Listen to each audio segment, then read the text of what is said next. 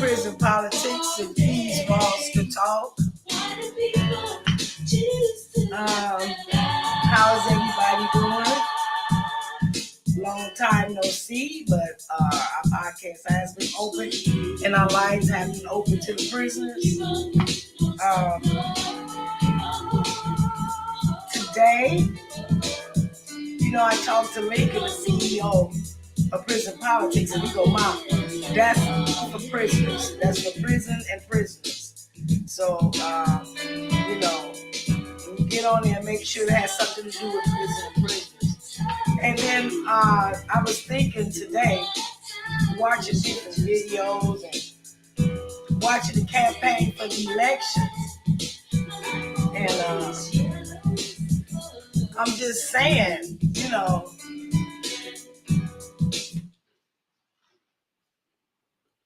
it all boils down to prison. Whether it's prison in jail or whether it's prison in society, it still all boils down to being bonded.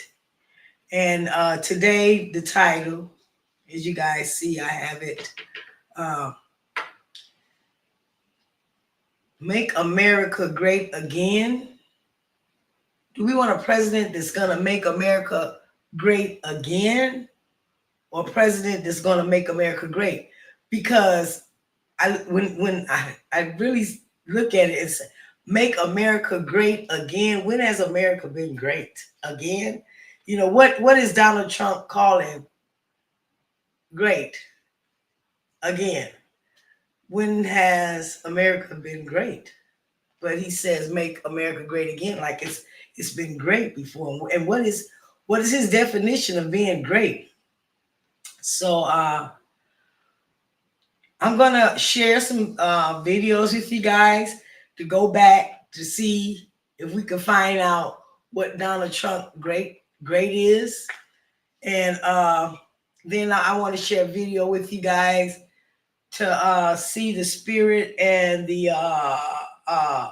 positive energy when Carmela is talking. Now, I'm not telling no one to, but everyone has their own right to vote for whoever they want to. Me, myself, I've been studying it, and I was at the point where I was saying, and I've heard a lot of, I've went around and I've questioned a lot of people about who are you going to vote for. And I've had a lot of people say, I'm not going to vote for neither one of them because, they got mixed feelings. They got mixed feelings about it. I've had several people say that they don't want to vote for Carmela because of the abortion and the border. A lot of people are against that.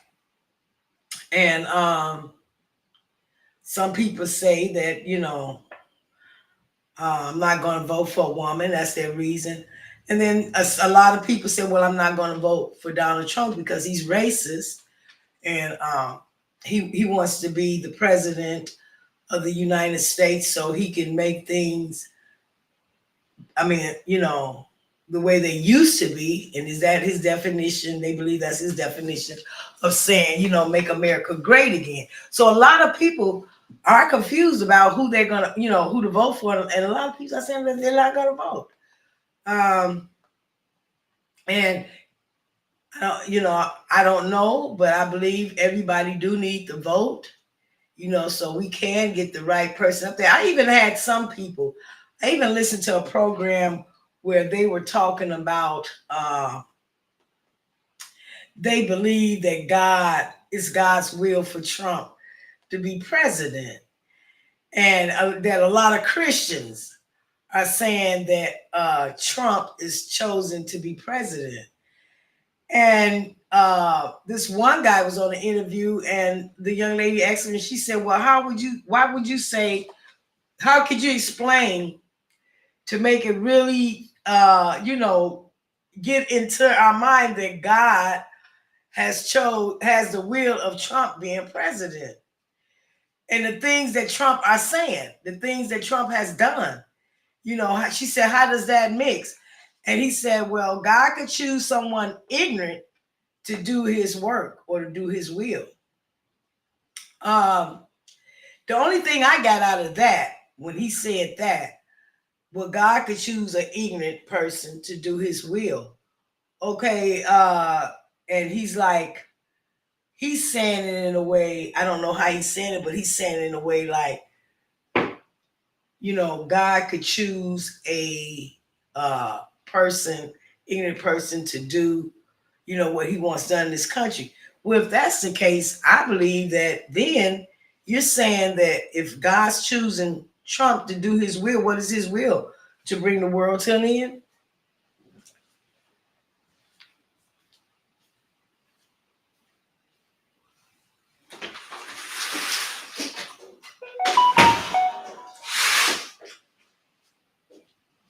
So, sorry, I had to let my water down. So is that his will? Okay, and I just want to discuss this because a lot of people is confused on who to vote for, and and I was too, and that's why I'm saying it's good to have a personal relationship with God because, again, like I said, a lot of people don't want to vote for Kamala because of the abortion rights and because of the border.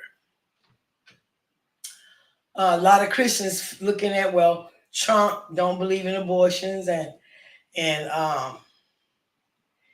Trump want to put a wall up, the border to keep the foreign criminals, as they call, out of America.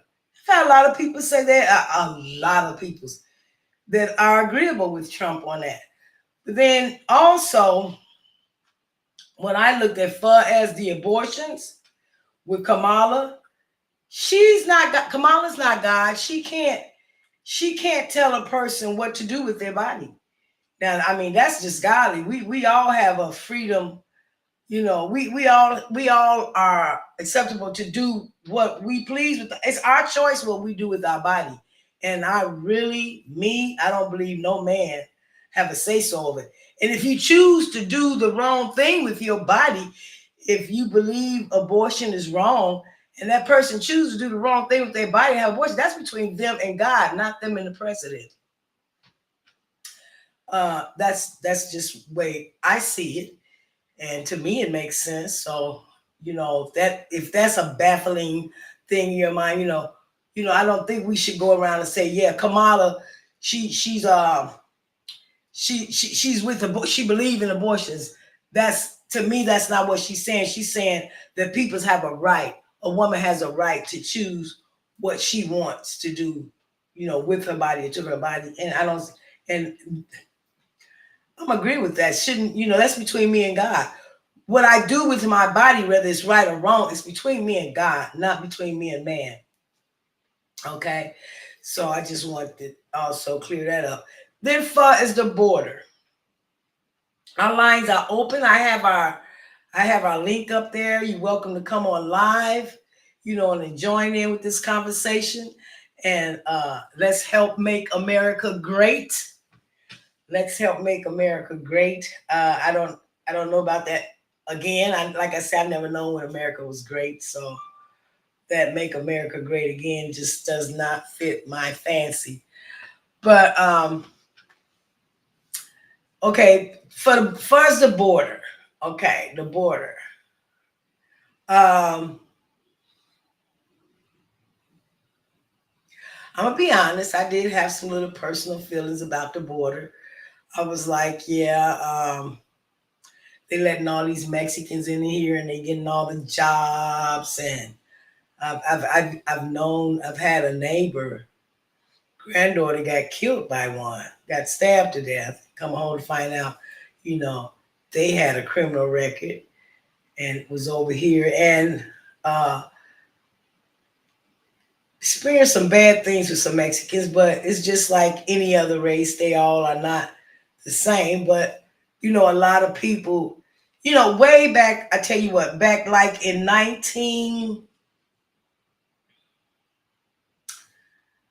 I would say it was back in 1980, 81, back in the 80s here in Minnesota when was it just late 79s? It was the late 79. was the late 70s or the early 80s when Minnesota was accepting a lot of Cubans. Now, for a fact, them Cubans that they was accepting here in Minnesota, America, they were bringing them from the prisons, from Cuban prisons, and bringing them here. Had another friend stabbed by a Cuban, so they, that's true. They do be accepting people from foreign countries that are criminals from prison. And I this is my own personal feeling, me myself, I don't think that's right. Especially how can you welcome criminals from another country over here in America and treat them better than the black peoples who have been here all their lives? And well, that's a different story, but that's just, I don't know. So, like I said, I've been looking at a lot. I've been watching a lot of conversations and I want videos, and I want to share them with you guys, so it could just might enlighten you on who you want to vote for, because I do think everybody should vote. But I don't know if a true Christian believe if neither one was sent by God. Some Christians say, or some ministers or preachers say, if they wasn't sent by God, you don't vote for them. And if neither one of them was sent by God, but you don't vote for neither one. But I don't know. Ask God to forgive me if I'm wrong. I do believe that we need to vote. Okay, so first I'm going to share this video with you guys.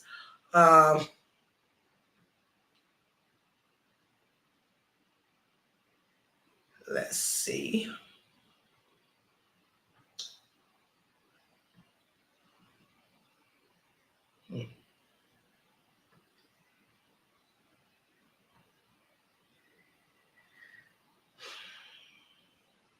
And I'm sharing this because, like I said, I just don't like that statement. Let's make America great again. It brings me back to when did me and my son take this picture? Do it have the year on it? I don't know. It was a few years back, and he did not want to take a picture because the picture background, as you see, was American flag, and he's like, I can't stand that flag. And I was like, don't say that. And he was like, no, what I'm just saying, he said, it doesn't he said, it doesn't represent. He said, why would they put that on a background for us to take pictures when he said, when we're being treated the way we're being treated? And yeah, America. Yeah, so again, I believe, we should pick, or we should vote, and it's not, but we should vote for the person who's going to make America great. America hasn't, and when he say America, I've always, all through the podcast, I was like, that's right, Chunky, let's make America great. But that, again, no. I can't see that. Okay, first, I'm going to share this video with you guys. Okay, let's share this one. Don't know you. Tell us a little bit about yourself. Well, I'm a third grade teacher in a country school in Riceville, Iowa, and I am here at the NAACP speaking because the day after Martin Luther King Jr. was killed by a society that hated him because he was going to change the economic situation in this country, I did an exercise in discrimination with my third grade classroom to let my little third graders, all white, all Christian children, find out how it feels to be something other than white in the United States of America. I split them according to the color of their eyes and treated those who had their own color eyes for the day the way we have traditionally treated blacks, Native Americans, Asians, all those Jews, all those who are different in appearance or in religion. And we learned more that day than I wanted to know. What did that study show you? Oh, it showed me a lot of things. Number one, it showed me that racism is a learned response. Nobody's born a bigot. You have to teach bigotry, and that's what we do in this country. I found out how it feels to be on the receiving end of racism because I'm blue-eyed, and the brown-eyed children were on the top in that first day. And I found out how it feels to be treated badly by people who, over whom you have power because of the wrong, having the wrong color eyes. I found out how it feels to be subjected to unbelievable and unreal discrimination because of a physical characteristic over which I had no control. I thought I knew about racism. I thought I knew about child psychology. I knew nothing. All I knew was what I had learned in school. And what I had learned in school was not education. What I got in school wasn't education. It was indoctrination. I was taught how to be a good American citizen. And in this country, we think that the only Americans are the ones who live in the contiguous 48 states of the United States. Americans are everybody from the very north tip of Canada to the very southern tip of South America. But we, in our arrogance, say that we are the only Americans. If you're really going to keep this America to Americans, we don't dare build a wall on the southern border of the United States, because those people, those brown-skinned people that are going to come across that border are Americans. Now we'd better choose our language or choose our behaviors. Let me tell you something. It wasn't a study and it wasn't an experiment. I don't experiment with children without their knowledge or their permission. It was experiential education. It was giving a child an experience for the purpose of changing their brain. And that's exactly what it does every time I do it. Now, you conducted the same study, I'm sorry, not study, exercise with adults. Oh, yeah. Oh, yeah. And is it any different between the children and the adults? Adults get more violent. I've been hit several times by white males, angry white males. I've had a knife pulled on me. They ran me out of Uniontown, Pennsylvania at midnight one night, 3 carloads of blacks did, to get me out of town because the teachers that I put through the exercise in a very limited way were so angry that they called the superintendent in the afternoon and said, if you don't get that bitch out of town, we're going to kill her. So they got me out of town. First time I've been scared. And the last time I've been scared. Because I found out that day that they could kill me, but they couldn't kill the idea. Victor Hugo said, no force on earth can stop an idea whose time has come. The idea of one race, the human race, is an idea whose time has come.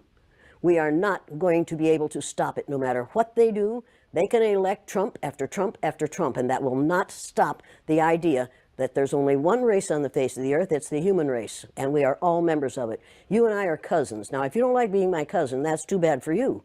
But we are all in the same family. We are members of the family of man. You say that all whites are racist. Can you expound on that, please? Any white person who was born, raised, and schooled in the United States of America, if you aren't a racist, you're a miracle. Either that or you decided to educate yourself. Because education in this country is about white is right, brown's all right, black's got to stand back. Yellow's mellow, but whites, we educate in a way that says that white males have done all the adventures, have made all the adventures, have done all the discovering, have made all, everything that is good and has been accomplished according to social studies, which is actually anti-social studies, by white males. It's a lie. But we do that in order to maintain the myth of white superiority. The myth of race has to be maintained at all costs in this country. Because if white people have to give up the color of their skin as being something that makes them perfect, what do they have left? If we start teaching the truth about history, if we start teaching about Nile Valley contributions to civilization, it will totally change the way we conduct ourselves in the classroom. It will have to. Columbus didn't discover America. You can't discover a place where people are already living. But we celebrate that every October. It's a lie. We need to get over, we need to stop telling the myths and start telling the truth. So when you tell people that they're racist, and it must have some kind of effect, because most people will say, I'm not racist. I'm not a racist. Why, some of my best friends are black. Right. Yeah, and then you say, name one. Or this one, I don't see color. And when some woman says to me, I don't see color, I say, I knew that. If you saw color, you wouldn't dye your hair that way. Or I say, if you saw color, you wouldn't wear that shirt with those pants. I believe that you don't see color. It's an attempt to deny skin color. And it's an attempt to deny what's wrong with seeing the color of my skin. Is it all right for you to see me kind of pink? That's okay for me. I don't mind. And I suspect that you don't mind being seen the color you are. You have a right to be what you are. And until people in this country and people in this world get it into their heads that the first modern human beings that evolved on this earth were black women. They evolved in sub-Saharan Africa about 280,000 years ago, and every human being on the face of the earth today has the memory of those black women's genetic structure in their genes. Now, we don't want to admit that.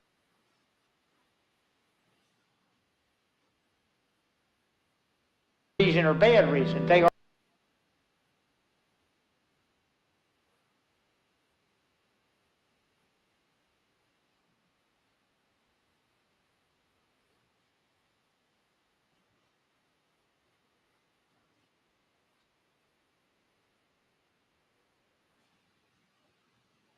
Okay, that's one video. Now I'm gonna share this video with you guys. Are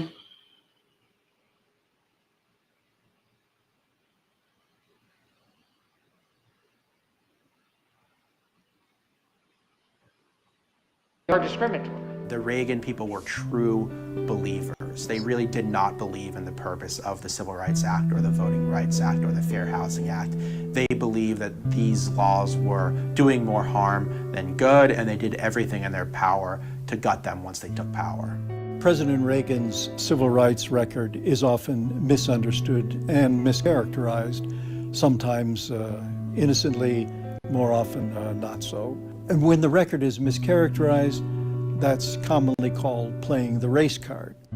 Whenever an incident occurs and they say I'm playing the race card, it is, I think they mean to say that we don't have a solution to an existing problem, but we would prefer if you didn't make us feel uncomfortable and talk about it. The more you play the race card, the louder you play it, the more attention you get, and the more sympathy you get from a lot of people in the press and elsewhere who support your position. So it was calculated that anything and everything that was done by the Reagan administration, the other side had to yell longer and louder and use the race card in order to get attention and cause the administration to back off of what it was doing. Any effort to try to ameliorate discrimination in society, whether it be in housing or in busing or in voting,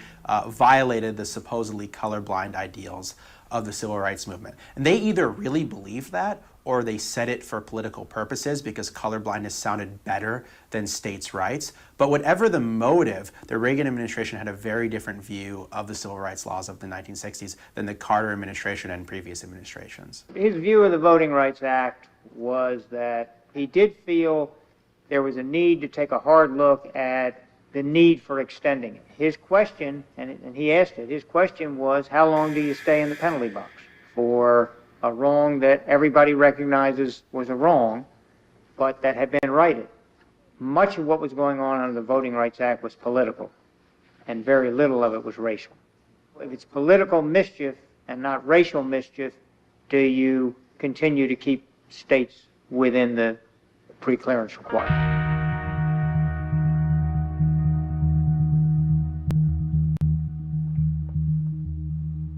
There's a part of the Voting Rights Act that applies nationwide, and there's a part of the Voting Rights Act that's special medicine that was reserved for the worst offenders. Most of the South, slivers of the Southwest, some counties here and there, including counties in Native American country in South Dakota. This portion is called Section 5 of the Voting Rights Act. So Section 5 put in what's called a pre-clearance regime, which means that if you've been a repeat offender in the past, if you've had particular problems with racial discrimination, usually intentional racial discrimination, then you have to run all your laws by the federal government first. Whether that be redistricting, whether that be voter ID, whether that be moving a polling station from a fire hall to a school or whatever, changing the hours of voting. They have to get approval from the Justice Department in Washington or a special three-judge court, federal court in Washington. Now, people who have evil thoughts from these areas will say, ah, damn, we like to get those niggas, but, you know, goddamn, we got to be able to get through this damn free clearance. So let's not do it.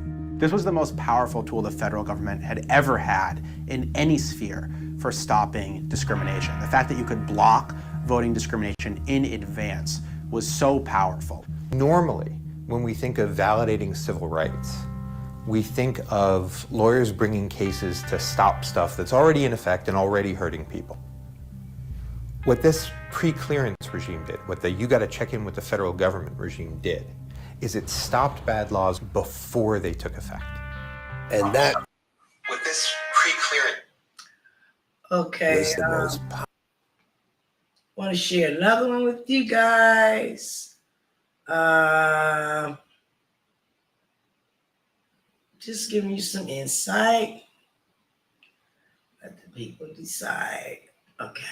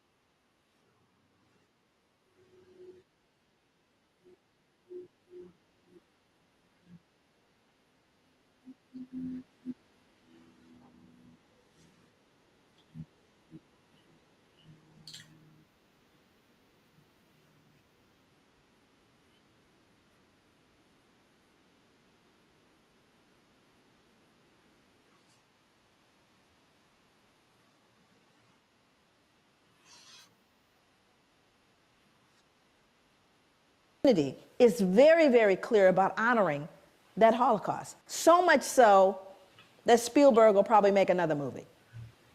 And I'm not mad at him, because what he's doing is ensuring that the generations that come will never forget the Holocaust and its impact upon Jewish people.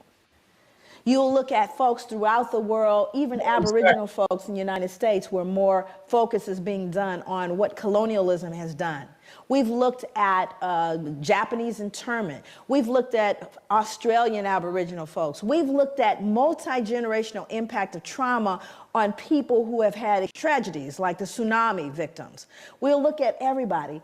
But when it comes to looking at Africans, there's a visceral response. Oh, come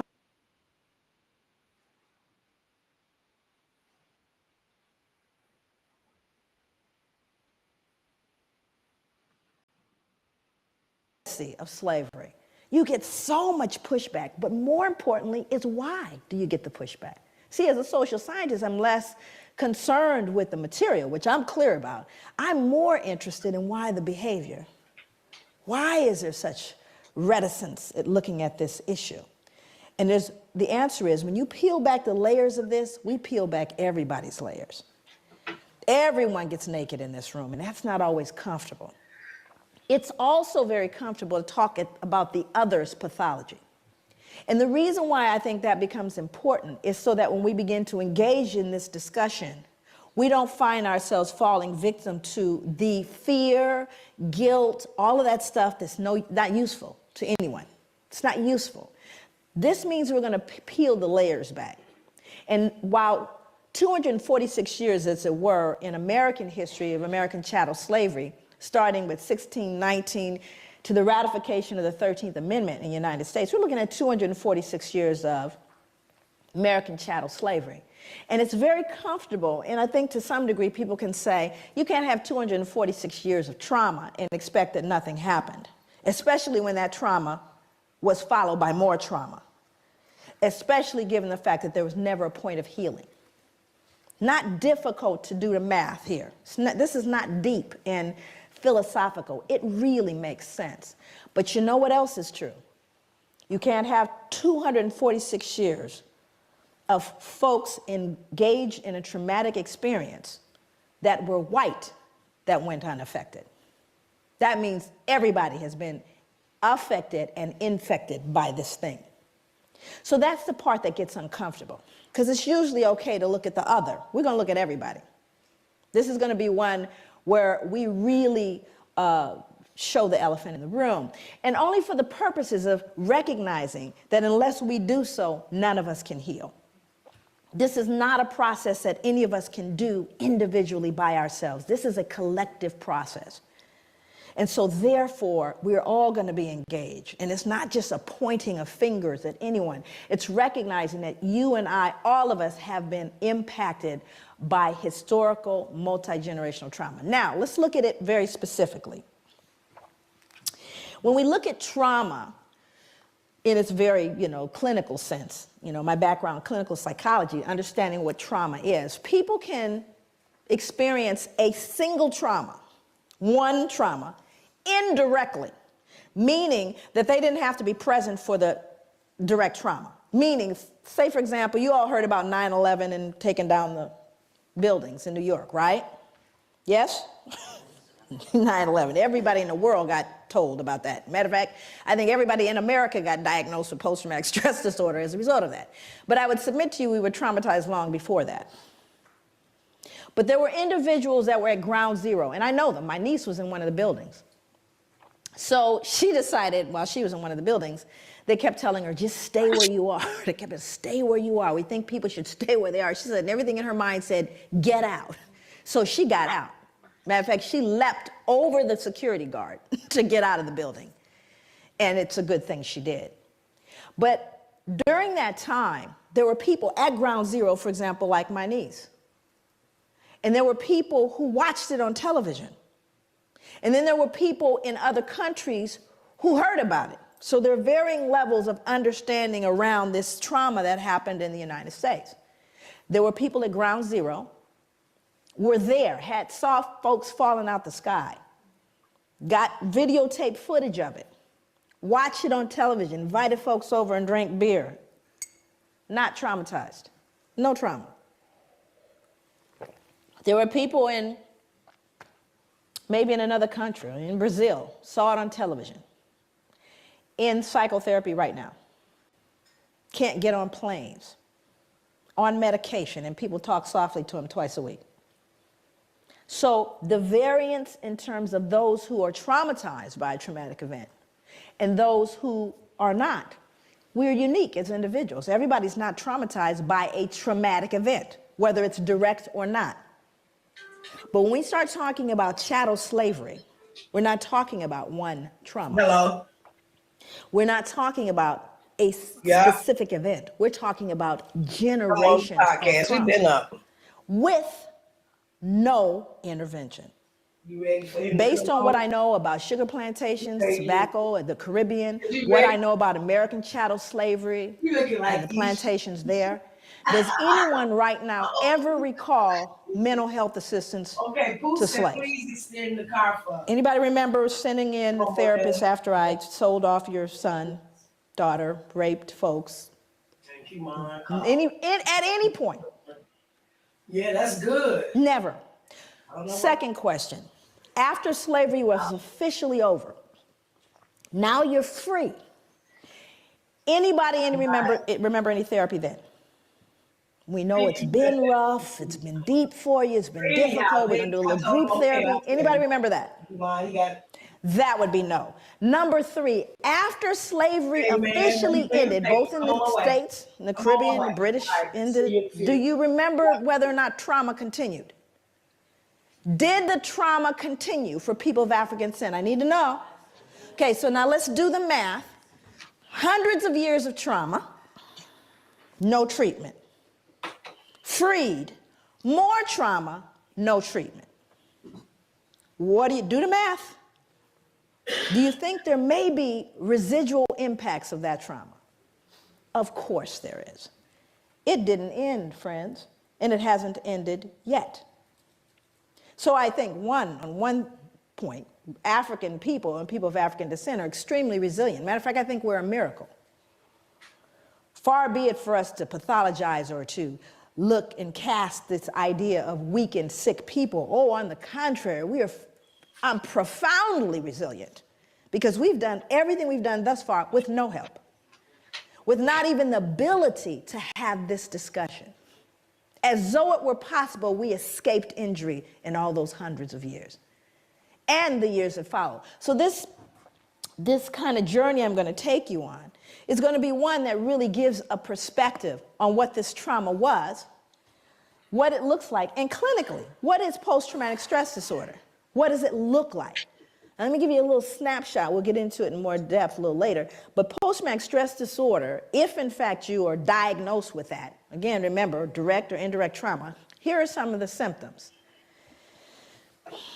A feeling of foreshortened future. Now, what does that mean? A feeling, well, you're not going to live long. How many of you are running into young people that don't believe they're going to make it past their 20s? Feeling of foreshortened future. Exaggerated startle response, outbursts of anger, difficulty falling or staying asleep, hypervigilance, right? These are symptoms of post-traumatic stress disorder. This is like DSM stuff, Diagnostic Statistical Manual of Mental Disorders. It's in there. And there's a whole listing of all these symptoms. Now I want to roll it back so you can understand what the transmission theory is, because I'm going to talk about transmission. So how does a person that's been traumatized by post-traumatic, literally has a diagnosis of post-traumatic stress disorder, and can we, if we are logical and we are reasonable people, assume that a fair number of Africans had to have had post-traumatic stress disorder? You think? I'm not talking about us, I'm talking about them. Untreated though, right? Okay, so now let's do the math. Mom, who saw dad sold or sister raped, has post-traumatic stress disorder. Still mom though, right? Only mom now has outbursts of anger, feeling of foreshortened future, difficulty falling or staying asleep, hypervigilance. That would be mom. Now, Johnny or Mary or Shaquisha did not have the original trauma, but what are they learning? This is called social learning theory. What am I normalizing? Exaggerated startle response, outbursts of anger. Are you following me? So I didn't have to be traumatized. Now, the other thing is, do you think Johnny and Mary got traumatized too? Do you see? So what happens in your environment, you learn from the significant others in your environment. And if they're broken, guess what you're going to be? You're learning from broken people. And you're normalizing that behavior. And then it becomes, years later, 2008, that's their culture. That's just the way they are. That's their culture. So there's poison in the cookies, right? But how are you going to tease out that poison? That means you have to look at the etiology of the behavior, which is what I spent many years doing. And it's not rocket science. This is not deep. Like I said, this is not required that, someone has, it's just common sense. How many of you in the room think you can cook? Come on now. I know it's a strange place. You all have the oddest food in the world. I'm trying to tell you that now. Those of you that know how to cook, who taught you how to cook? Mom, dad, family. Who you think taught them? Hello, social learning theory. You learn from those in your environment. And if they couldn't cook, the likelihood is you can't either. Okay. So there's things that we don't question them. This is what goes in the curry. What are you talking about? This is how you make curry. Well, how you know? Because that's the way my mother made it. Well, maybe, she didn't get the recipe right. Actually, I wrote Post-Traumatic Slave Syndrome, the book, which is here. The book is called Post-Traumatic Slave Syndrome, America's Legacy of Enduring Injury and Healing. I recently have written a study guide, which is being edited now. But the reason why I wrote the book is really to put a name to what I was looking at. I started to look at behaviors in African people and people of African descent. A long time, people ask me all the time, I just was interviewed by ABC, and they wanted to know, where did this come from? It came from growing up black. No, there's nothing deep there. I grew up looking at black folks and wondering why we behaved the way we did. Very little had to do with white people. Very little. I was looking at black people, and I wanted to understand our behavior. I am 50 years old, and I remember looking at people who were, growing up in South Central Los Angeles. That's where I grew up. My parents are from the South, from Louisiana, and from Belize. And one of the things that I started to notice were certain behaviors that black people engaged in that I started realizing, not just African Americans, African Caribbean people, I came here, heard the same thing, behaviors around what we look like. Like, for example, I would hear people, and most people here, white or black or wherever you are in the spectrum, you've seen the behavior and wondered about it. I know you have, because I wondered about it. Where you have black people that aren't black. How many people have met black people that actually aren't black? Now, this is an interesting phenomenon. These are black people that will tell you before, first of all, they certainly look black to me. They look black, but they don't say they're black. I've got quite a bit of Indian in me. Did I mention that a lot of my family are from, all of a sudden there's something else, right? And you're looking going, sure could have fooled me, you look black to me. Right? Now, this would be something that I could ignore if it stopped when I was a child in South Central, but it didn't. You could hear it in rap music today. Same behavior. Matter of fact, the rap videos, they just need to clone the same girl, right? I could draw her right now, what she looks like. The little wavy hair, and, she's black, but not too black. Yeah, what's your address? Okay, and what is that about? What is its etiology, and why does it persist? That means that it's an intracultural phenomenon that's being passed along through generations. But why? What is this self-loathing that I see in contemporary black folks? I'm not going back to slavery. I'm talking about today, who hate and despise the reflection in the mirror. That's what I wanted to know. So that's what led me on my journey, if you will. Again, not an unusual journey. Of course, I'm going to kind of pop back and forth through British history and American history. James Madison was a very important figure in American history, President of the United States, 1751 to 1836. He said blacks are inhabitants, but as debased by servitude below the equal level of free inhabitants, which regards the slave as divested of 2/5 of the man. This is called the 3/5 compromise. And what they were trying to figure out is, what are we going to do? How are we going to count these black folks? Because, you know, based on how many people you have residing in a particular state, the more representatives you can send to the House of Representatives, and thus the more power that particular state can wield. So the question was, how do you count the slaves? Well, Southerners, who of course enjoyed slavery, they wanted to count them. They said, yeah, count them. That gives us more power. Where the Northerners saw it as an opportunity to abolish slavery, said, well, you can't count them because you don't consider them human. How can you count people who have absolutely no freedom that you do not count or treat as human beings? So the agreed upon solution is to count 3/5 of a state's total slave population. And so as a result, they became 3/5 of a man, divested of that. But it's almost as though you're not talking about a human being anymore. And that's what's scary about this. And I always start my talks by saying that when you see folks dressed up like this, and I know you all see a lot of them, you should get worried. I always get concerned when I see them dressed up like that, like this guy here. This next guy was someone that I struggled with. You all know him, Richard Oswald. He's the son of a Presbyterian minister, international trader of enslaved Africans. What's so deep about this gentleman is how wealthy he became as a result. He would be worth, based on the 1700s, right now he would be worth $68 million. Based on the number of slaves, the slave trade and colonies, ships, all the stuff that he basically utilized. But again, these folks are held in high regard. When I read about him in your history, you would never know. Google him. You'd never know the ugly trade that he was engaged in because we've sanitized it, you see. It all got kind of sanitized. But what's important is to understand the wealth amassed. And see, this is where people get afraid, particularly Europeans.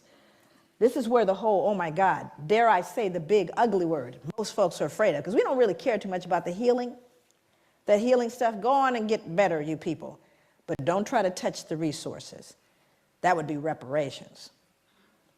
We don't want to have that conversation. We're okay if you all go heal, however you're going to do that.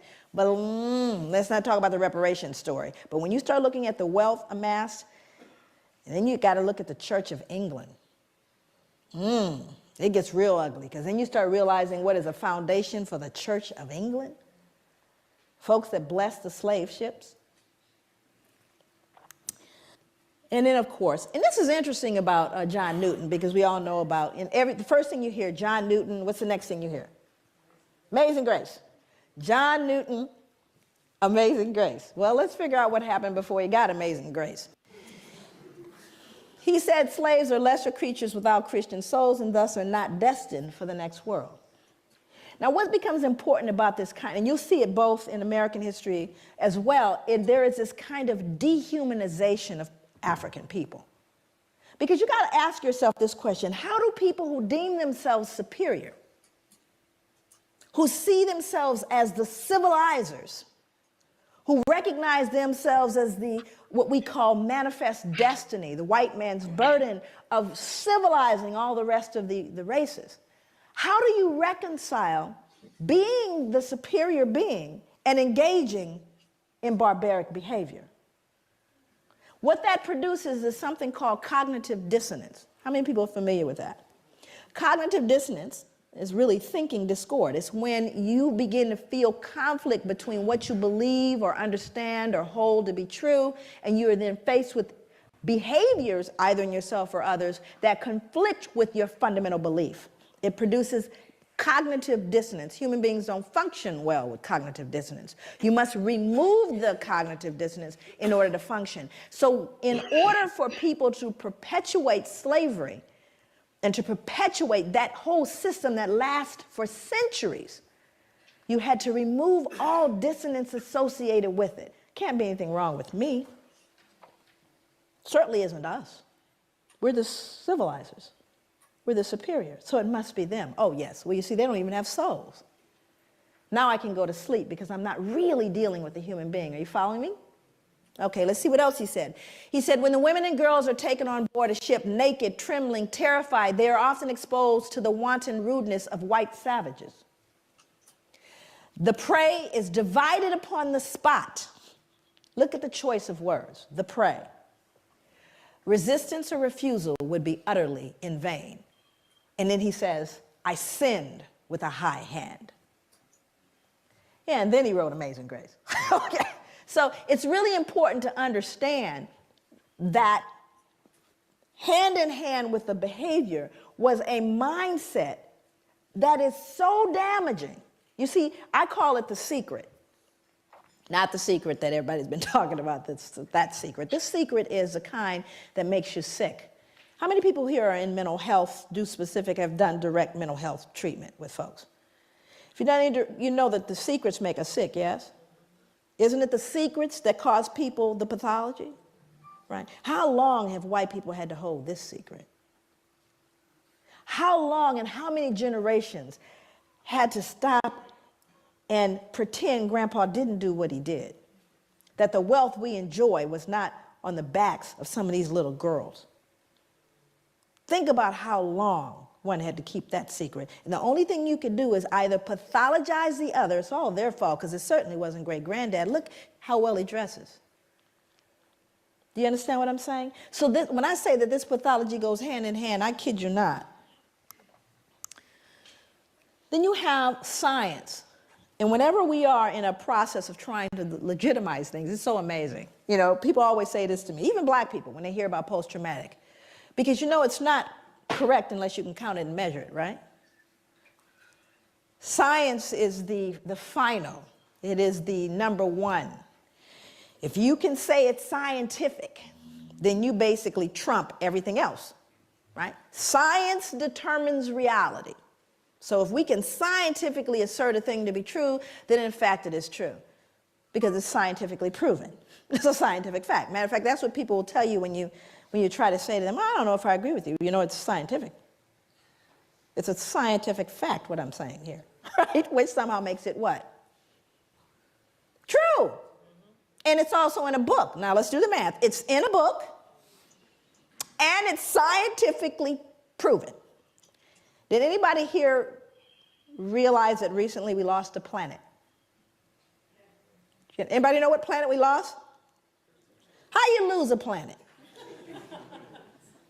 You know, I became fond of the little picture with we lost a planet. We didn't lose a planet. You know what it means? Science was wrong.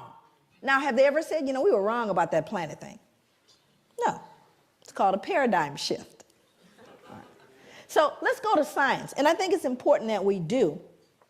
So we go to someone named Carl von Linnaeus. Now, Carl von Linnaeus becomes an important character in this whole conspiracy of silence and legitimacy and removing the dissonance. Carl von Linnaeus developed a system based on a criterion of skin color and laid the basis for 19th century racial classification. Linnaeus properly began the science of anthropology. So here we have the father of anthropology. Although color classification of races dated back to the ancient Egyptians, anthropologists refer to Linnaeus's Systema Naturae of 1735 as the first modern study of man. While Linnaeus advanced classification with his use of a color criterion, he also fixed on his 4 families of man certain moral and intellectual peculiarities that continued into the 19th century anthropological vocabulary. He described Homo Americanus. Who might that be? That would be Native American. American Indians. Homo Americanus. And what did he say about them? He said they were reddish, choleric, obstinate, contented, and regulated by custom. Homo Europaeus, as white, fickle, sanguine, blue-eyed, gentle, and governed by laws. Homo Asiaticus, that'd be Asians, as sallow, grave, dignified, avaricious, and ruled by opinions. and Homo afer as black, phlegmatic, cunning, lazy, lustful, careless, and governed by caprice. These insights into what Linnaeus defined as racial character, personality traits, behavior, intelligence, language, and a host of other related categories were transmitted into subsequent attempts at a science of classification and became more fixed than the races themselves. Not a shred of science here. But it is in a book, and it's touted as science. And what's more important, you know, my students, I teach graduate students in social work, and they'll say, but Dr. Leary, my God, we're looking at 1707 to 1778. We are, right? After all. But do you not hear these same attributions today? You know, those blacks, they're lazy, you know, all of the exact same, am I telling the truth? In your newspapers, in your accounts of them, do you not hear these very same things? So does it matter that it started in 1707 and 1778 and has no scientific merit? That's multi-generational, is it not? It's being passed along. Part of the swallowing into the social gullet. Those are the beliefs, you see. So it doesn't matter whether it's true or not. And thank you, Carl von Linnaeus. Again, he's removing the cognitive what? Don't they deserve to be treated the way we treat them? Have we not just justified what we've done? After all, I just told you this is who they are. We're not wrong. We're just trying to keep the domestic tranquility. Makes sense. I'm having a clicker thing. There we go. Johann Friedrich Blumenbach. Just look at him. He's not right, we could tell already. But he had to contribute his part as well. He says, now this man, Johann Friedrich Blumenbach, he was an individual. How many of you are familiar with the term Caucasian? Oh, yes. Then you know Johann. He designated 5 races or varieties of man in the second edition of his work on the natural variety of mankind. His division into Caucasian, Mongolian, American, Ethiopian, and Malayan races, with the added Carl von Linnaeus descriptive peculiarities, became the subsequent basis of most 19th century anthropomedical studies. While Carl von Linnaeus founded his system principally upon skin color, Blumenbach considered a combination of color, hair, skull, and facial characteristics as fundamental means for classifying the 5 varieties of man. Central to his study was the Caucasian, a term which he originated. He took the name Caucasian, listen for the science, from Mount Caucasus because its southern slope had cradled what he felt to be the most beautiful race of men, the Georgian. The Caucasus near Mount Ararat, upon which the biblical ark came to rest after the flood, seemed the appropriate source for the original race of man. No science yet. Now I'm going to quote him. These are his words. For in the first place, the stock displays, as we have seen, the most beautiful form of the skull, from which is a mean and primeval type the others diverge by most easy gradations on both sides the 2 ultimate extremes. That is, on the one side, the Mongolian, on the other, the Ethiopian. Besides, it is white in color. Anybody here ever met a skull that wasn't? Besides, it is white in color, which we may fairly assume to have been the primitive color of mankind. Zippity-doo-dah, no science, nothing to found this whole thing. He figured white skull, humanity began white. It's scary, but it's in a book, and it's touted as science, and we swallowed it without question. But race is a concept of society that insists there is genetic significance behind human variations in skin color that transcends outward appearance. However, race has no thank you, has no scientific merit outside of sociological classifications. There are no significant genetic variations within the human species to justify the division of races. Mankind is one. We are one humanity.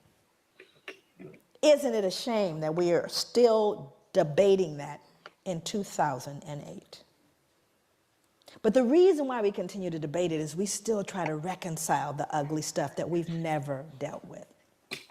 We still want to say they deserved it, so no one has to feel bad about all of those little babies dying and ignoring the ravages of Africa and killing young black males in urban cities, and disproportionate imprisonment and disproportionate disparities in health. Oh, it must be their fault.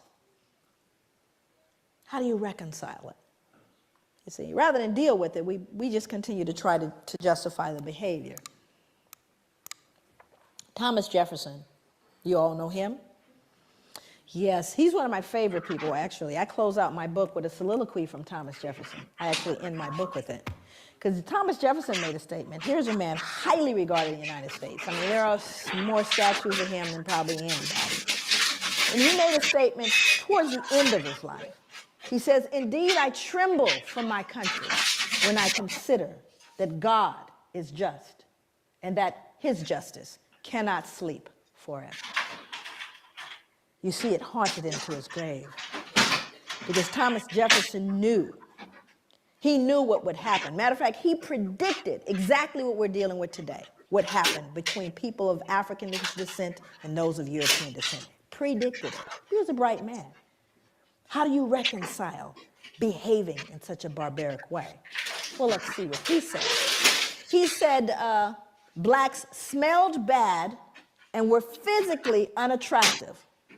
Well, this was inconsistent with his behavior because, you know, he fathered slaves, Sally Hemings. So it didn't smell that bad, huh? Now, here's a more important one. He said we required less sleep. Now, that one's more interesting to me. Why would he need to? What dissonance was he feeling that he would need to believe that blacks required less sleep? Why? What did he do? You know, he owned slaves. So what do you think? How hard do you think he worked them? What was the work day for a slave? Sunrise to sunset. But do you have any empirical evidence, Joy? Can you prove that? Because you know, if you can't write, you know, count it and measure it, it didn't happen in European culture. Is that correct? You got to count it and measure it. How many of you have measurable objectives? Measurable outcomes, you better measure it. I don't care if you tell them, can you tell your boss really, truly, at the end of the year, we're doing better now? I've been to work every single day I've watched, and I can guarantee you we're doing better. Is that gonna fly? That would be no. That means you have to count it and measure it. And if you didn't count and measure, it didn't happen. So when you start looking at the notion of requiring less sleep, that's an interesting thing because I have to believe if I work you that hard. And boy, I got humbled when I found out how hard folks worked in the sugar plantations. Ooh-wee, I got humbled by how hard folks in the Caribbean were worked. But what I decided to do is I looked at the Library of Congress. Most of my work over the 9 years that it took to write the book, 6 years of that was research. The other part of it had to do with doing interviews of elders and reading slave narratives, and there are thousands of them. This is just one taken from the Library of Congress. Sarah Gudger from North Carolina wrote, "Never known nothing but work, never knew rest, felt like my back was going to break. This the gospel truth."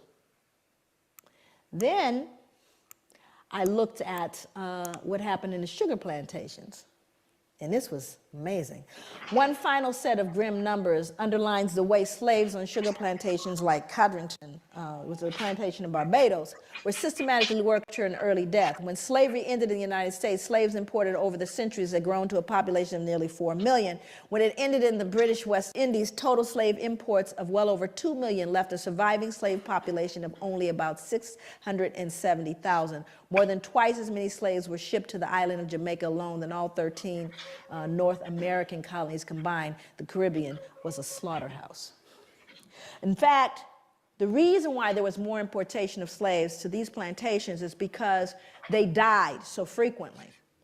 They were treated so badly, ate so poorly, that females never reached their menstrual cycles. They never actually started their menstrual cycles, so they couldn't reproduce, you see. And so many of them died, they had to import more. That's how treacherous it was, you lazy black folks that you are. Isn't that ironic, though? What's so ironic is black people run from the shame of feeling like they're perceived as lazy. I mean, I live with that so much that when I would go to hotels, I would leave it cleaner, because your mother, everybody's mother taught you, leave it cleaner than you found it. So black folks are so hypersensitive, I was cleaning up the hotel room because I wouldn't want anyone to think I'm dirty, right? Now, other people in the audience that are of color, how much harder did your parents tell you you had to work to get to even? How much harder? You had to work twice as hard. Now, how come I knew that about you? How come I knew that? Think about it. And yet at the same time, white people think we're lazy, you see? But we're so hypersensitive because of the shame, right? And then our ancestors will work to death. To death. Recently, they unearthed the slave cemetery. They unearthed actually a slave cemetery in New York City. It's on Wall Street, by the way, in the shadow of the bull. Unearthed the slave cemetery, and they still to this day, they're struggling. They recently, you know, have done a lot in terms of commemoration. I went to it took me everything to get to it. They had it blocked off so you couldn't get to it, but because they didn't want to deal with it. You know, you can't just bulldoze a cemetery. So here in all these skyscrapers, in the middle of it is this little cemetery, and there are slaves in that cemetery. More important than that was what the bones told us, because, you know, now, you know, you got CSI. Hell, I can go in there and tell you what's going on now. You know, so with the CSI thing, now they've discovered a little bit about the bones. And to me, the most phenomenal thing about the bones is what they told us about those people and how they live. Majority of the people in there were children, infants and children, high mortality, infant mortality rate. They even know what they died of. Died of malnutrition and starvation, because they could tell by the rotting of the teeth and the jawline. So even though they most likely grew food, they weren't allowed to eat it. And then they found something even more peculiar that speaks to this idea of why he believed we required less sleep. They would show a large frame man, and they would find an injury where the muscle actually detached itself from the bone as a result of exertion and not injury. Stay with me. It detaches itself from the bone as a result of exertion. That means you work so hard, the muscle detached itself from the bone. You don't see those kind of injuries in contemporary society because no one's going to work that hard. Unless, of course, you have a gun trained on you from sunrise to sunset. So we do have empirical evidence of how hard folks worked. Then he went on to say that we were dumb, cowardly, and incapable of feeling grief. Why would Thomas Jefferson need to believe that? Why would he need to believe we didn't feel grief? What was he doing, do you think, that produced cognitive dissonance? You were killing people. Not only were you killing people, beating them, you were selling them, yes? Selling mothers away from their children and husbands away from wives. And surely they don't feel it, because if they felt it, that would make them human like me. So I simply say, and you see, it's not even so much that he said it, but he was an important person. If Joe, nobody said it, but he said it. So what do you think the rest of the folks, uneducated laborers, believed? Well, they don't feel grief, you know. After all, Thomas Jefferson says they don't. So he becomes a critical person in making those statements. But you see, it was all to relieve and to settle the conscience that he died with. But these become very important as you see how these things move forward. Then there was J. Marion Sims. I won't spend a lot of time with him. He's another figure. You can Google him. There's a statue, actually, of him in Central Park. And J. Marion Sims was an individual credited, he was a father of modern gynecology. How many women in here know what a vaginal speculum is? And for those men in the room that we lost, a vaginal speculum is a device designed to open up the vagina. It was considered one of the most important advancements in medicine that was made. He was credited as being the wealthiest wealthiest physician to have ever lived. And what's interesting about him, look at the medals pinned on him. I was just very curious about how it was they regarded this man, because no one ever really looked at how did he come up with that vaginal speculum. The way he did it was he actually worked on unanesthetized, did experiments on unanesthetized slave women. He created a makeshift hospital in his backyard in the mid-1800s. He built the first vaginal speculum from a pewter spoon. And he reasoned that slave women were able to bear great pain, meaning we don't need any anesthesia, because their race made them more durable, and thus they were well suited for painful medical experimentation. We didn't even, because we didn't feel like other women could feel. This man would cut into women, cut into them, and just said, well, since they're black, they don't really feel it. Unbelievable. And more importantly is what he did to infants, because not only did he experiment on women, he also experimented on infants. He said that black infants suffered from something he called trismus nascentium, which is now commonly referred to as neonatal tetanus. Neonatal tetanus originates in horse manure, which was a likely cause of the disease in slave infants. He attributed it to the indecency and intellectual flaws of slave infants, together with skull malformations at birth. That is a shoemaker's awl. And that's an 1800s shoemaker's awl. He would stick that into the heads of brand new infants in an effort to realign their skulls based on the indecency and intellectual flaws of their parents, to treat the malady. Of course, it was 100% death rate.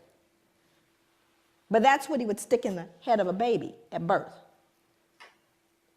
And so these are things that are so horrific that you can't possibly wrap your head around it. And this man is, just Google him.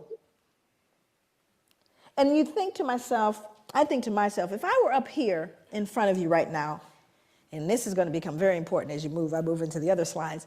If I stomped a puppy to death up here, just a little puppy, and stomped it right here to death in front of you, most of you would need therapy. And I would be arrested probably faster than killing a black man for killing a puppy. How could you do that?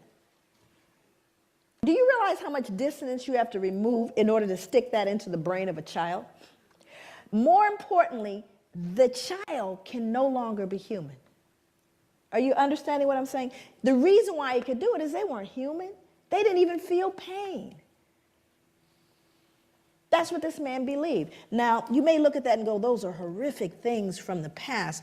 There's a book out right now, not table reading. It's called Medical Apartheid. This is written by Harriet Washington, came out last year. This book chronicles the experimentation on black people up to contemporary day. See, we want to look at the Tuskegee experiments. We want to look at Sims and go, oh, that just still going on. Implicated, Harvard, Johns Hopkins, because we weren't what? Human.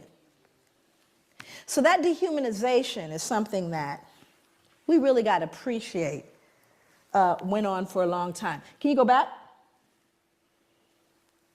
Back one more.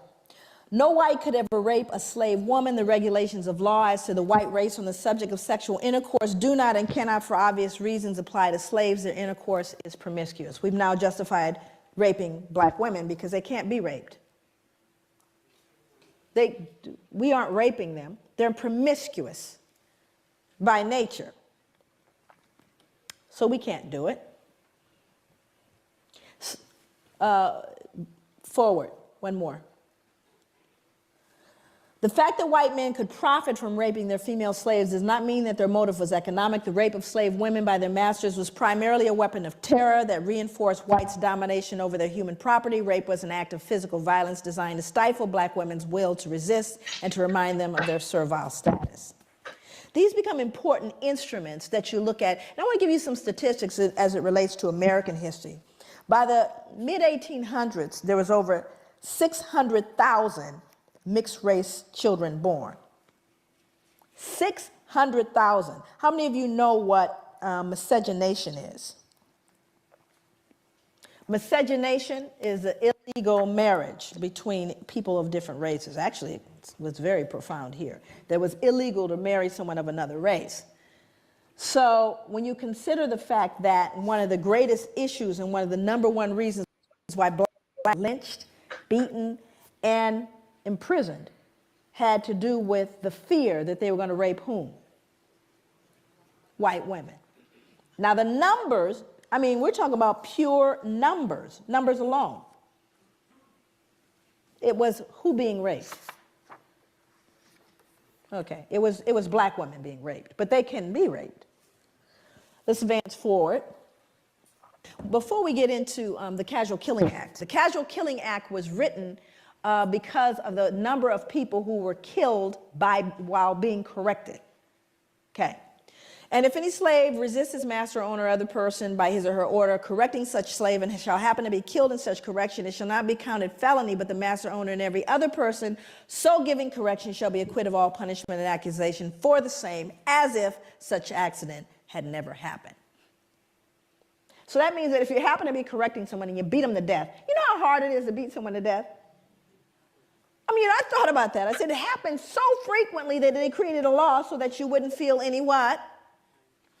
No guilt, because you were simply correcting them. Wasn't your fault. So I went back to look at who was beating folks to death. I wanted to know.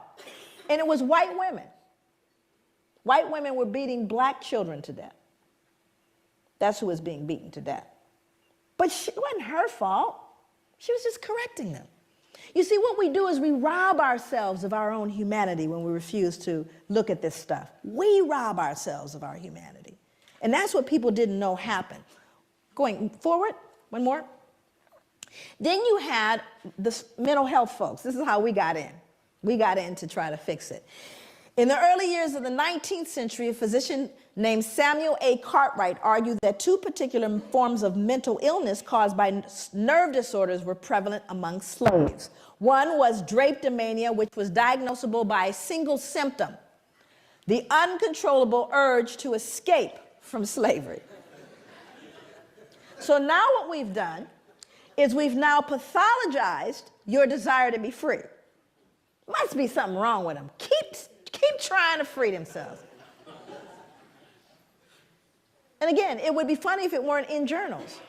You see, all of this is to remove the cognitive dissonance. Now we have, look at all the people joining in. You got Linnaeus, you got anthropology, you got physicians. All of them saying, they deserve it. It's not us. We don't need to adjust anything. And if they just tried harder, how about you people just pull yourselves up from your bootstraps? What's the matter with you? The playing field has been leveled.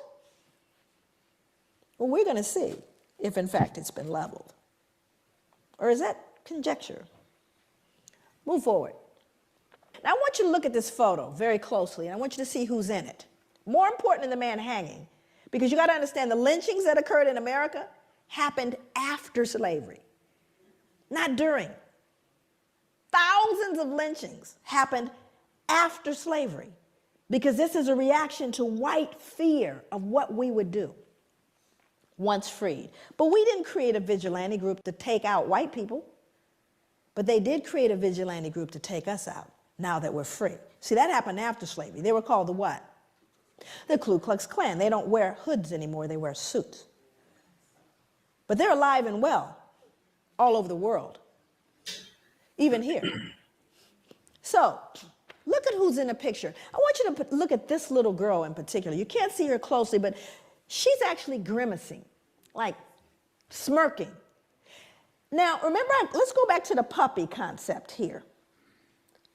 She would be loathed and torn up probably if this was a puppy, which means he's less than that, because she's not disturbed. This little girl is not disturbed by this, but she should be, shouldn't she? People always ask me, they go, Joy, what was the impact on white people? There it is, right there. Can't feel any empathy for him. None, zero, zip. There's a little one back here, even smaller.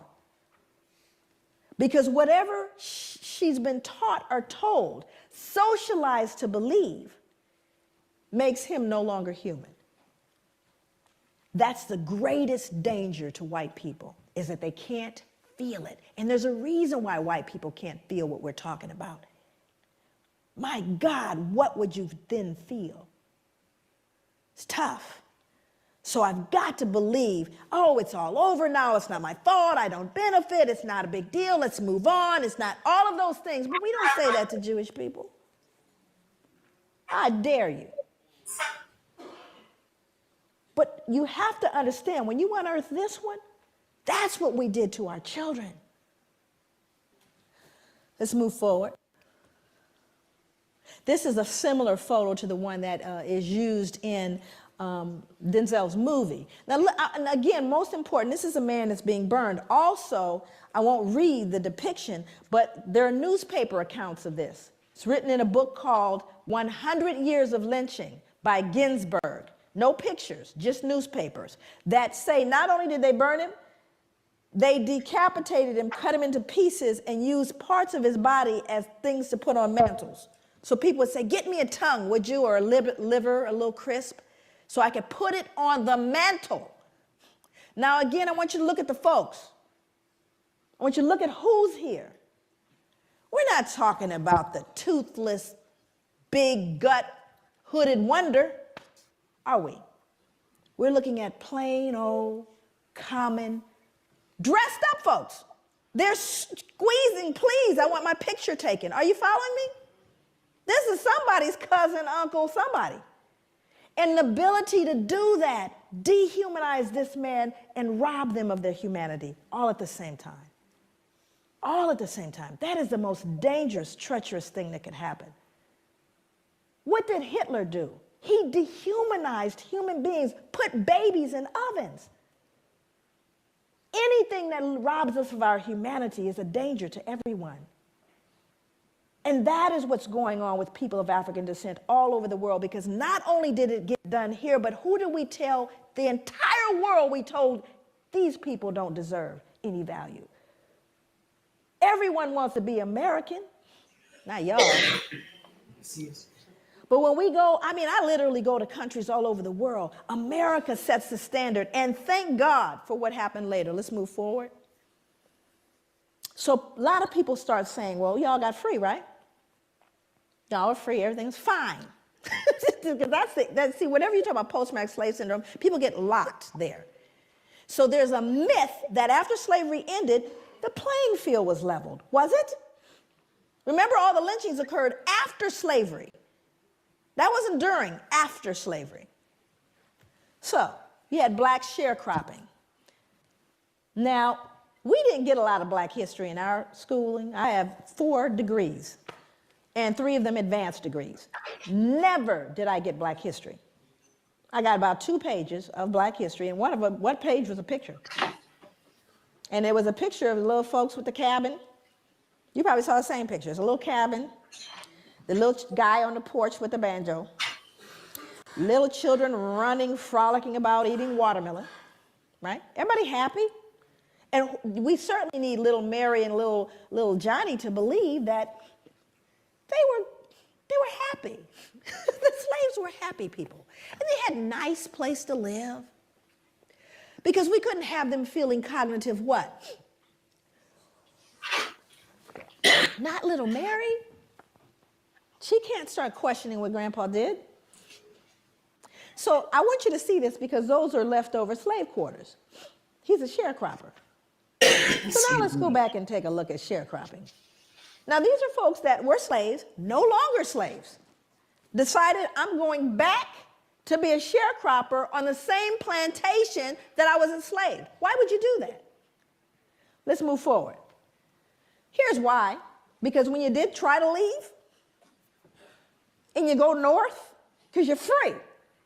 I want you to go north now. I live in Oregon, right? That's where I live. Here we go. No free Negro or mulatto not residing in this state at the time of the adoption of this Constitution shall come reside or be within this state or hold any real estate or make any contracts or maintain any suit therein. And the Legislative Assembly shall provide by penal laws for the removal by public officers of all such Negroes and mulattoes and for their effectual exclusion from the state, and for the punishment of persons who shall bring them into the state or employ or harbor them. This was repealed November 3rd, 1926. My father was alive. Section 6 said if any free Negro or mulatto shall fail to quit the country as required by this act, if guilty upon trial, shall receive upon his or her back not less than 20, no more than 39. We'll beat you. That if any free Negro or mulatto shall fail to quit the country within the term of 6 months after receiving such stripes, he or she shall again receive the same punishment once every 6 months until he or she shall quit the country. We're going to beat you till you leave. But you're free. The playing field is leveled. Pull yourself up from your bootstraps. Are you following me? So he went back to the plantation. Let's go back. He went back to the plantation to be a sharecropper because that's the only place he could live. But he can't read or write because it was illegal to educate a slave. So I'm illiterate. I go back and I say to the slave owner, who past slave owner, okay, now I'm coming back to work for a fair wage because I'm free. And the slave owner says, sure, you can come back. So here's what I'm going to do. I'm going to advance you seed, tool, and a mule. In other words, you know, I am going to give you that grant that you want. And we're going to let you work with that. And at the end of the year, we'll settle up. Well, the grant's never enough, is it? And so at the end of the year, he's found owing. And what must he do to pay off that debt? He's got to work it off, yes? And his children have to work it off, yes? That's called debt servitude or another form of slavery, but you all are free. What are you whining about? Let's move forward. Move forward. So, well, can we lease them? Now, everybody wants to know big issue. You have overrepresentation here. Guess how I know? Overrepresentation in the criminal justice system as its etiology. It was big business then. It's big business now. You're going to get free labor one way or another. New slavery is imprisonment. Well, let's see. Why was this? It was so successful. By the mid-1898, nearly 3/4 of Alabama's total state revenue came directly from this institution. Well, of course, I wanted to do research on what they did because they're free. But now we're arresting them at alarming rates. And for what? 12 years for vagrancy, loitering, startling a white woman, looking menacingly at a white woman. That's what they got 10, 12, 15 years for. And many of them, 25%, died under convict lease, more than during slavery. Because there were no protections, because now we have another label to justify our behavior towards them. And what's their new label? Well, after all, they're criminals. Don't they deserve it? Do you see what I'm saying? So when did it end, is the question. Pretty special event. You all heard about Katrina, yes? Yeah. See, I was there. My family's from Louisiana. I went to the 9th Ward. Sometimes you can't pay attention to what the news says. It's important to actually go eyeball what's going on, which was very interesting because it was one of the most horrific events I'd ever seen and probably will ever see in my life.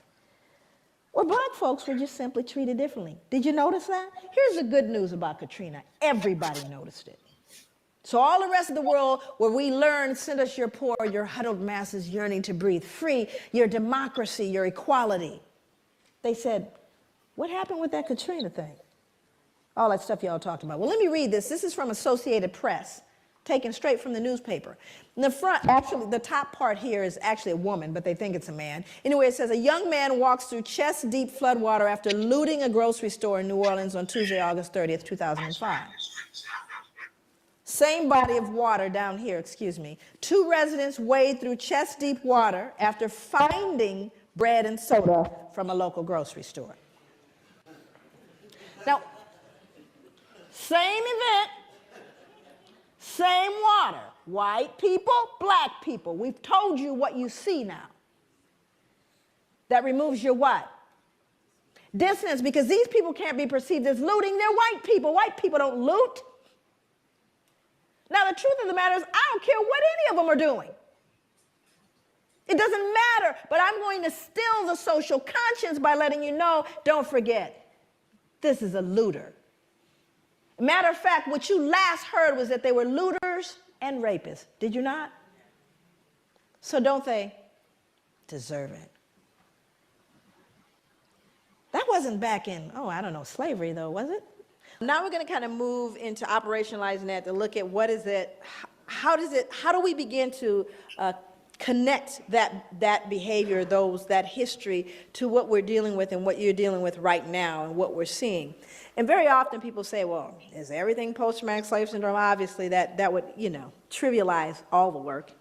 We cannot lay squarely on the shoulders of post-traumatic all the problems that we see, nor can we place all the problems squarely on the shoulders of white people or any of the above. So hopefully we won't digress into anything that is that foolish in terms of a discussion. Because, that's another thing that happens in terms of trying to deal with the pushback around this. Then we move into extremes, and it tends to dilute the realities that are going on. So hopefully we're way beyond all that. Well, now she's saying everything is post-traumatic. No, I'm not. And most of my work, my background is really in the field, doing work in the community and grassroots. That's where my training was in terms of my clinical work. And just, the fact that I've always been, this work started on the ground. It didn't start here. Matter of fact, I got the attention of places like Oxford and Harvard and, the Ivy League and major institutions, even the FBI, but those were things that happened after I started doing the work on the grassroots level. And so for me, my commitment is to healing. So this is not an exercise in some kind of broad intellectual esoteric. It's really about how do we then take this information and help a person extricate themselves from behavior that they've learned and or been socialized to believe, black and white, and everyone in the middle that has been affected by this. What do we do? So this is kind of looking at the contemporary kind of reflection of the trauma, which is white supremacy and terrorism. That continues. We see that on a daily basis in the United States as well as here. This book is called Breaking Rank by Norm Stamper. Norm Stamper is a 34-year police veteran. He was the chief of police for the cities of San Diego and Seattle. This is a white man, wrote this book called Breaking Rank, and he really did. So all I can tell you is he broke rank. I've been trying to meet Norm. Norm travels quite a bit, and he gets a considerable amount of death threats because of what he's done. But he talked about, and this is contemporary, and remember, that's what we're looking at. How does it reflect itself today? I've heard some police officers refer to prostitute slayings or to the slayings of blacks as misdemeanor murders, employing an unofficial code for them, NHI, which means no human involved. Now, these are on telephone calls. These are on calls that you hear on police officers speaking, hey, what do you have? Well, we have an NHI. We have no human involved. It's a black person killed. Do you see what I'm saying? Again, the dehumanization reflecting itself in just their casual involvement with one another. San Diego cops confessed to a myriad other acts of discrimination, including additionally dehumanizing the references to blacks on a radio call, Justin 1113 nigger. 1113 is a code for an injured animal. How many people think they understand what racism is? Show of hands. Come on, you think you know. I'm not suggesting I know. I just have a couple of definitions that that kind of came to me as I thought about. How many people think there are white racists? That there are white racists out there? How many think there are black racists out there? Okay. Now, this is an interesting thing because this becomes important as we begin to define concepts. Now, I do that. I usually define concepts all the way. But one of the things that I do is I try to help people get a picture of what I mean by racism. So tell me how it is. I'm going to, first category is white racism, then we'll deal with black racism. So white racism. Tell me the ways in which white racism adversely impacts the lives of black people. Just what are the ways that white racism can adversely impact the lives of black people as a group? What are some of those ways? I'm sorry? Power, but how is that defined specifically? Education, okay. I'm sorry? Economically, employment. What else? Housing, what else? Policing. Why are we here today? Healthcare, okay. Now, we could actually kind of grow that list. Now we're going to move over to black racism. Tell me the ways in which black racism adversely impacts the lives of white people as an entire group. Thank you. The reason why you become silent, there's one that always comes up, and that's fear. White people are afraid of black people. They are afraid of us. And it's a very interesting thing because black people know it. We know white people are afraid, but you have to start getting into the psychology. What are you afraid of? Why are you afraid? But it's an interesting dynamic. Now, also you see the difference in what racism is, do you not? Racism implies you have not just prejudice, but the power to do something with that prejudice. Now, I don't like you, not only that, but I'm going to control whether you can get, you know, I may say I hate you. I hate white people. I hate them. I hate them. It's not going to change you getting that, you know, loan when you go to the bank. You could go, you can hate, I can hate you all the way to the bank. Not going to change. Do you see the difference? That whereas white racism says, not only do I not like you, but I'm going to change the impact of where you can live. I'm going to determine with that racism where your powers are. You following me? And I'm talking about as a group, not an individual, because people said, I remember when my uncle didn't. I'm not talking about your uncle. I'm talking about the whole group. I'm not talking about an incident. That's a difference. But white people are afraid. So let's get into how this fear impacts criminal justice. Because if white people in this room are afraid of black people, guess who else is afraid of black people? Only they have guns. So now let's look at what he said. Simply put, white cops are afraid of black men. We don't talk about it. We pretend it doesn't exist. We claim color blindness. We say white officers treat black men the same way they treat white men, but that's a lie. And here's a big one. In fact, the bigger, the darker the black man, the greater the fear. Any big black men in here? You got a big old bullseye on you, even if you got the suit on. And it's the truth, because statistics bear it out. The African community knows this. Hell, most whites know it. Yet, even though it's essential, if not the defining ingredient in the makeup of police racism, white cops won't admit it to themselves or to others. He goes on to talk about actually learning it in the academy. Norm Stamper, he told on everybody. He had folks indicted. He now lives in a cabin on a mountain somewhere in the San Juan. That's where he lives. Nobody knows where he lives because he knows they're coming after him, and they have. This is a statement from the book also. Race and class discrimination are all too real in every phase of the criminal justice system, from arrest to sentencing. Impoverished black defendants, and this is going to sound familiar to you, are far more likely to wind up on death row than richer middle-class whites, or the 3,000, and of the 3,700 inmates now awaiting execution nationwide, 43% are African American. Black defendants are not accorded the same due process rights as whites. Their cases are not given the same scrutiny and consideration afforded to white defendants. Not now, not ever, not in this country. This is what the man said. It is Disney, but he doesn't believe it's possible in the current system. So what we have to realize is we need to be realistic about that. So what I have to do is teach my sons how to navigate this, do I not? Doesn't matter what I think and, oh, baby, you know, we are the world. No, this is real. You do have a bullseye on you. When you're in the elevator with the only white woman there, and you're the big black man, she's clutching her purse and she's worried. That's a reality. And if you startle her too much, it used to mean you get lynched. Matter of fact, I think she could scream rape now and you'd get taken down. Now, this is interesting because this has to do with women. You know, my father used to say if a white man has a cold, a black man has pneumonia. And if a black man has pneumonia, a black woman has cancer. It just kind of figures out that way. In 1986, on-duty California Highway Patrol Officer Craig Payer strangled a San Diego State University student named Kara Knott and threw her body off a 70-foot bridge. Motive, she'd resisted his sexual advances. Now let's go back and understand that, and this is an interesting thing. I worked with adolescent and adult male and female prostitutes for 5 years. I don't want you to get that confused. I'm not an ex-ho. I've actually had people say, gosh, she's come along, you know, she used to be, she's done so well.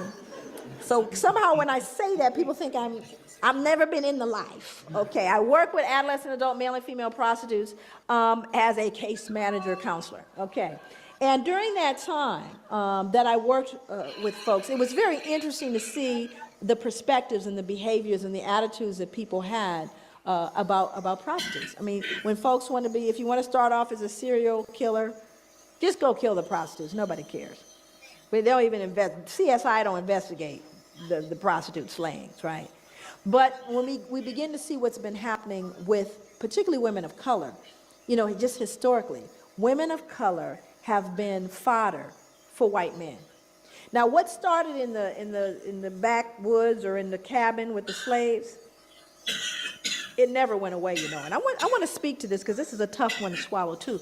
But imagine they did a study back in the 80s, and they asked men across the board, cross races, if you could get away with sexually assaulting a woman, raping a woman, in other words, and there's no possible way that you'll get, you know, penalized for it. Do you ever get, how many of you would consider doing it?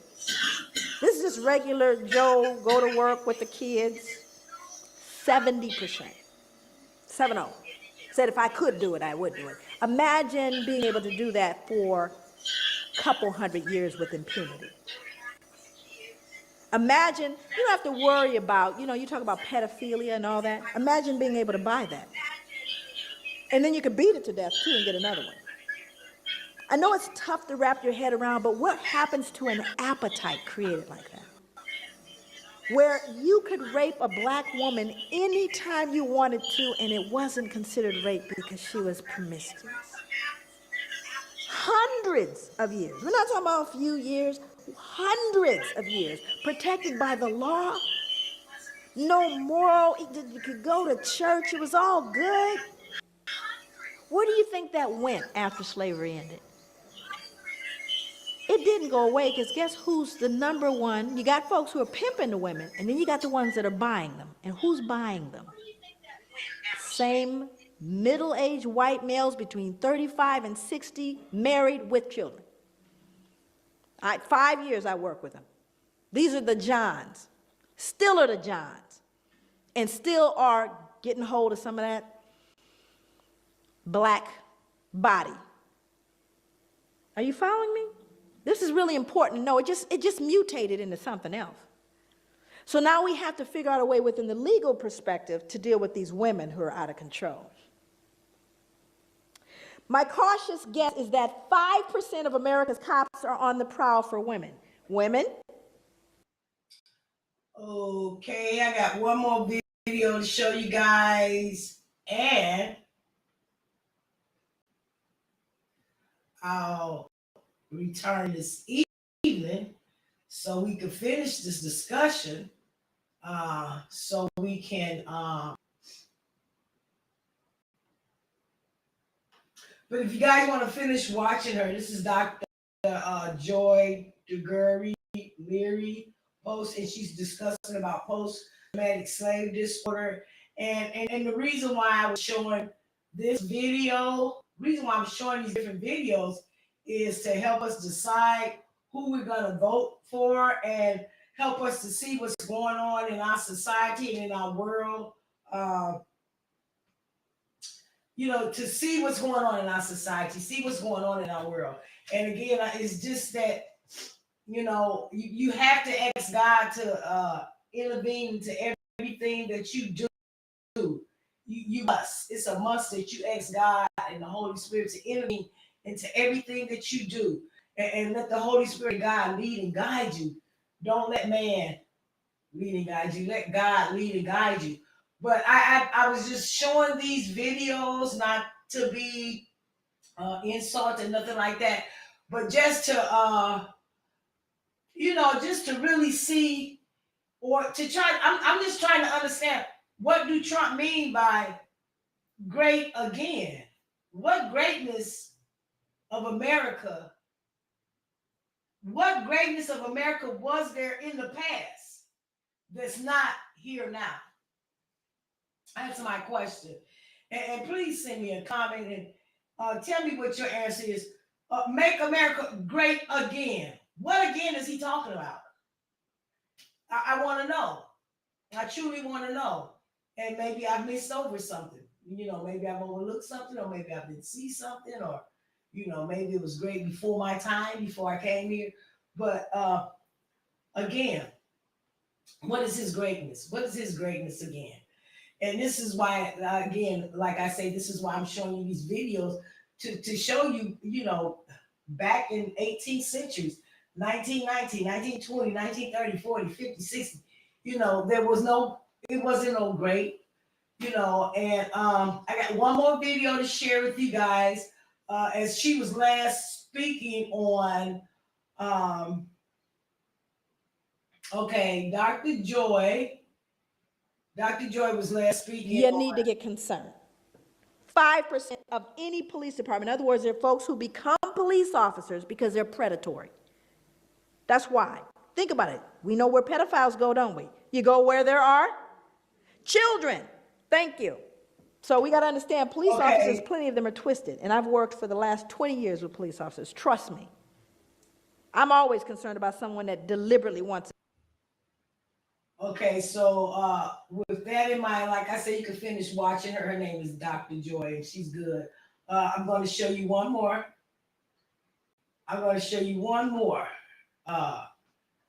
Video.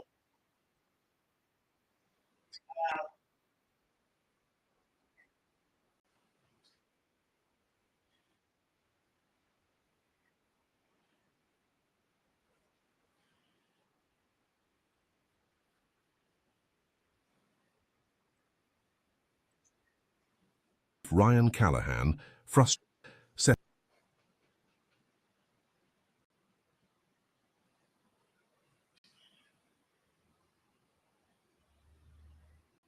And this will be the last video till we come back on At the local later.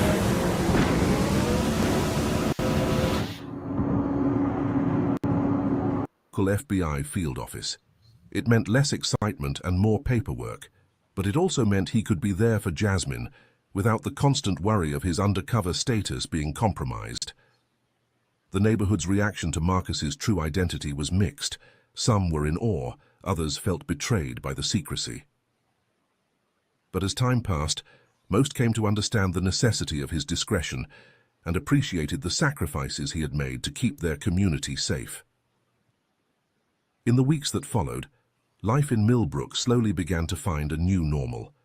The police department, under new leadership, began implementing sensitivity training and community outreach programs. Town hall meetings, once sparsely attended, were now packed with engaged citizens eager to have their voices heard. Jasmine, inspired by her experience, threw herself into her studies with renewed vigor. Her dream of becoming a doctor now intertwined with a passion for social justice. She started planning a youth advocacy group at her high school, encouraging her peers to engage with local issues and make their voices heard. A few weeks after the infamous lemonade stand incident, Jasmine stood once again behind a folding table on her front lawn. This time, however, she wasn't alone. Lena, her friend who had once contemplated dropping out, stood beside her, a newfound confidence in her stance. Officer Green, off-duty and dressed in civilian clothes, chatted amiably with neighbors as he helped pour lemonade. And there in the background, Marcus watched with pride as his daughter continued to make a difference, one cup of lemonade at a time. The road ahead was long, and there would undoubtedly be more challenges to face. But as he looked at the diverse group of people gathered on his lawn, united in purpose and community, Marcus felt something he hadn't experienced in a long time: hope. As the sun began to set, casting a warm glow over the scene, Jasmine caught her father's eye and smiled. In that moment, both of them knew that while the lemonade stand incident had changed their lives forever, it had also opened the door to a future filled with possibility and positive change. As the community-wide lemonade stand fundraiser was winding down, Jasmine noticed Dr. Eleanor Simmons standing quietly at the edge of the crowd. Their eyes met, and Dr. Simmons approached with a warm smile. "Jasmine, my dear," Dr. Simmons said, her eyes twinkling with pride, "I've been watching the changes you've sparked since that day. I saw what happened with Chief Callahan, and I must say you handled yourself with remarkable poise." Jasmine felt a rush of emotion at the older woman's words. "Dr. Simmons, I don't know what to say. Your words that day about the challenges I'd face, I had no idea this gripping story." Oakwood High School, nestled in the heart of a diverse suburban community, was about to become the epicenter of an unexpected controversy. When Jasmine Carter, a bright and ambitious 16-year-old black girl, set up her lemonade stand for charity, she had no idea of the deep-seated prejudices she would encounter. As tensions mounted and conflicts escalated, Police Chief Ryan Callahan, frustrated with the town's changing demographics, saw Jasmine's stand as an opportunity to assert his authority. But when Jasmine's father Marcus arrived on the scene, the situation took an unexpected turn. Marcus wasn't just any parent, and his presence was about to change everything. Who was this mysterious father, and why was his presence so crucial to the unfolding events? How would the collision of a well-meaning teenager, a prejudiced police chief, and a father with a hidden past ignite a firestorm of change in Oakwood? Let's find out. But before we dive into this gripping story, comment below where you're watching from today. And if you enjoy this video, don't forget to subscribe. The final bell rang at Oakwood High School, signaling the end of another bustling day of learning. You can watch these videos, finish watching them on YouTube. They're very depth. It really opens up your, I just think the more we learn, the more we know, the more we can teach. Each one teach one. And it's about love. It's about love. And we have to make America great. It's not no such thing as make America great again. Has America been great? It's time for us to, and I don't know, I'm just feeling this sense of making America great and everybody uniting, no matter what's your nationality, no matter your culture or what. God made us all. We all were made by God, and everyone is equal. And I just got this sense that Kamala, and I don't believe in women preaching, but I didn't read in the Bible where it said nothing about a woman can lead.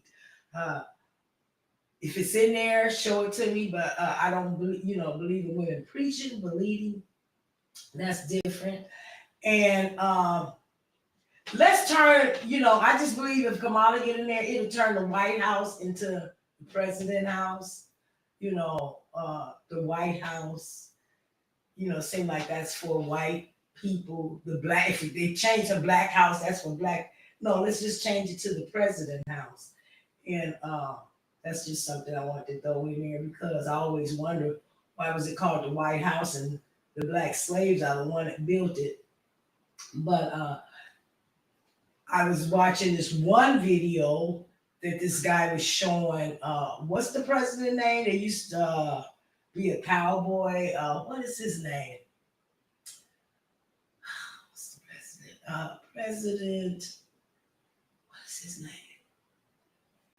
I can't think of his name, but he was Reagan, President Reagan. I was watching this video where he made a statement. He said, okay, the White House for the white people, you know, and that's what brought that to my attention. But still in all, races have to be deleted. Racist has to be deleted. It has to be removed from America and thrown into the sea and not to ever come back again. Love has to be here in America, and America has to go back to God. Go back to God's law. Man's law is ridiculous, selfish, corrupt. God's law is love, abiding, justice, you know, and healthy for all.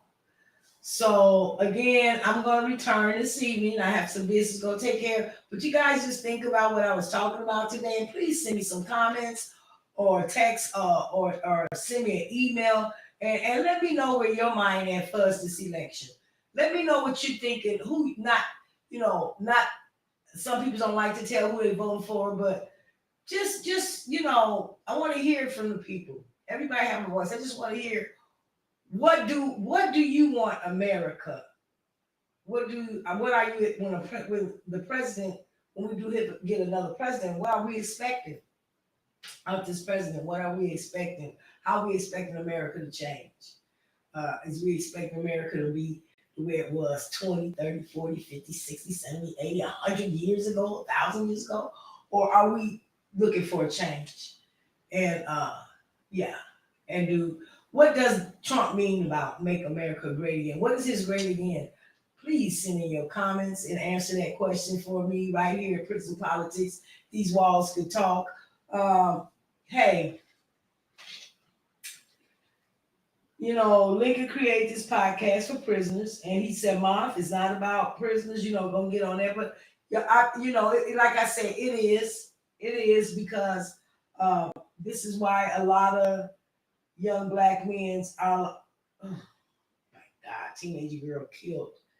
You know, this is I want to share another video with you guys called